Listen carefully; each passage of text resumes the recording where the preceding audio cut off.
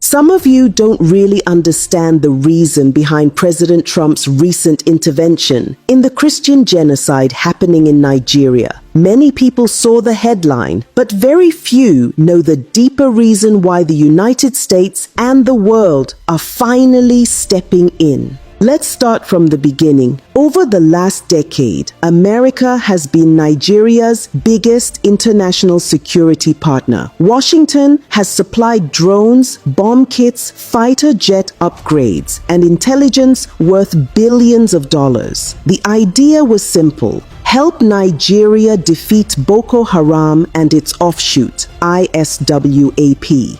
Just this year, the US approved another $346 million arms package for Nigeria. Precision bombs, missiles, and targeting systems meant to strengthen the Air Force. Before that, there was the sale of 12 Super Tucano aircraft worth $500 million delivered under the Trump administration. Add that to years of counterterrorism training, logistics support, and humanitarian funding. On paper, Nigeria should by now have one of the most battle-ready armies in Africa. But what's the result? The killings continue. Entire villages still get wiped out in Plateau, Benue, Kaduna, and Borno. Churches are attacked almost every week. Children are abducted from schools. Farmers can't go to their fields. Soldiers keep dying in ambushes, sometimes because they run out of ammunition. So America is asking the same question many Nigerians have been asking quietly for years. Where is all the money going? Because the United States tracks every dollar it spends. It knows when weapons are delivered, when training is done, and when things don't add up. Intelligence reports show that despite billions invested, Nigeria's security forces remain under-equipped, under-motivated, and deeply compromised. And that's the root of America's frustration.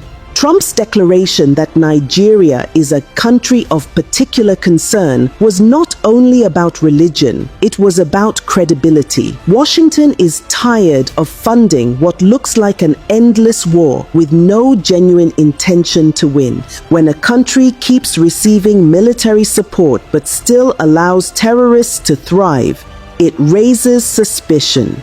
When attacks follow the same pattern, Christians targeted in their villages, priests kidnapped, worshippers slaughtered in churches, and there's still no serious response, the world begins to wonder whether the violence is being quietly tolerated. That's why Trump's words hit so hard. They are killing record numbers of Christians in Nigeria, and I will not allow that to continue. Those weren't diplomatic words. They were words of anger, frustration from a government that's been watching Nigeria repeat the same cycle for over a decade. And now, America isn't alone. The Canadian Parliament has discussed the killings. British lawmakers have questioned why Nigeria still receives military aid. The European Union has called for independent investigations into attacks that Nigerian authorities call herder-farmer clashes. But let's be honest, how many times can something happen before we stop calling it coincidence? When the victims are repeatedly Christian villages, burned churches, murdered priests, the pattern speaks for itself. The tragedy here is that Nigeria's leaders still act as though these warnings are insults instead of wake-up calls. The official response to every global concern is always the same. They don't understand our security complexities, but the world understands enough to see the truth. The same corruption that destroyed the economy has infected the military. Procurement scandals, ghost soldiers, stolen allowances. Even reports of weapons meant for the front lines ending up in the hands of terrorists. That's why the war never ends, because every bullet fired is another contract renewed. Every attack becomes another excuse to demand funding. The war has become an industry, and peace would ruin business. So when America sends weapons worth hundreds of millions and still sees villages burning, the anger is justified. No country, no matter how wealthy, wants to fund failure. And this is where it becomes expository. The US strategy now is shifting. The new aid packages come with strict monitoring clauses, human rights tracking, field audits, and transparent reporting. Washington wants to see evidence that the weapons are used for the right purpose, not for politics or profit.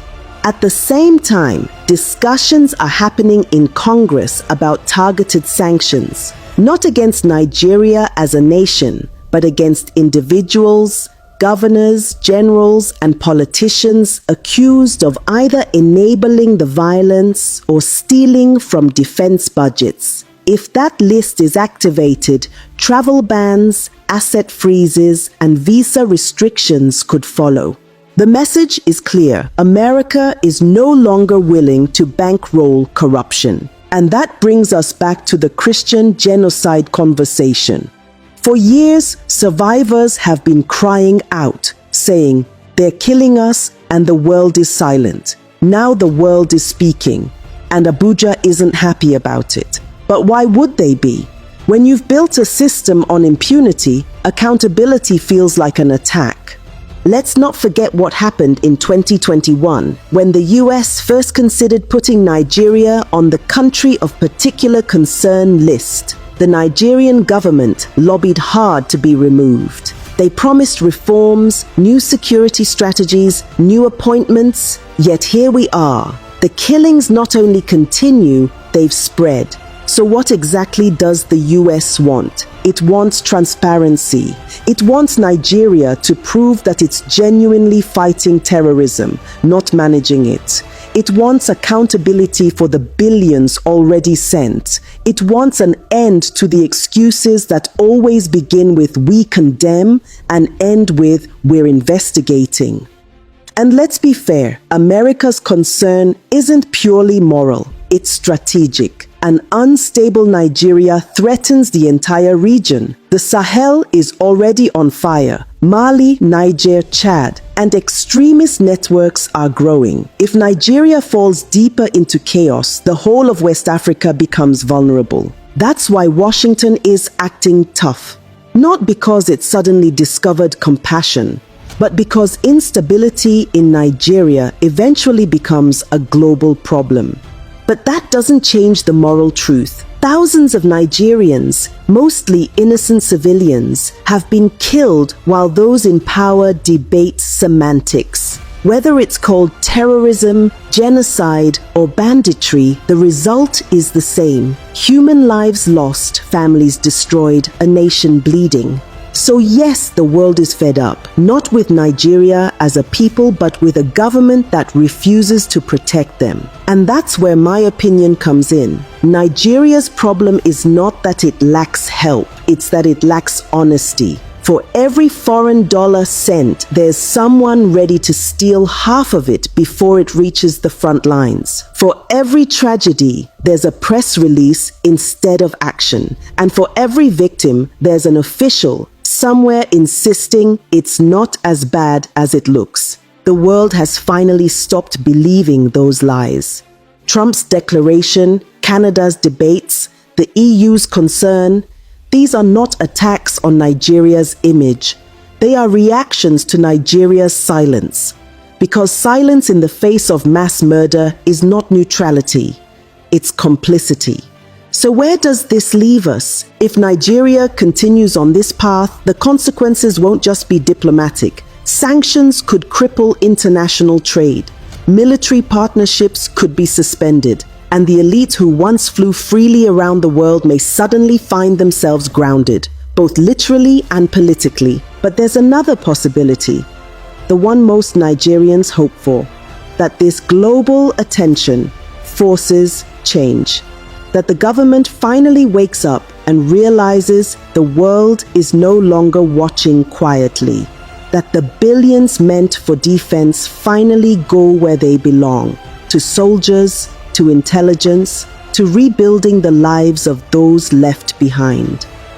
Because at the end of the day, America's anger is not the real story here. The real story is Nigeria's lost humanity, a nation so used to tragedy that it now debates whether a massacre is religious or political instead of asking why it happened at all. This is why the world is losing patience. If Nigeria doesn't change course soon, the pressure from abroad will only intensify. Sanctions will follow, investigations will deepen, and foreign aid will come with stricter conditions. But it shouldn't take foreign threats to make our leaders act. It should take conscience. It should take shame. It should take love for a nation that has already bled enough. The world has done its part. The question now is, will Nigeria finally do hers?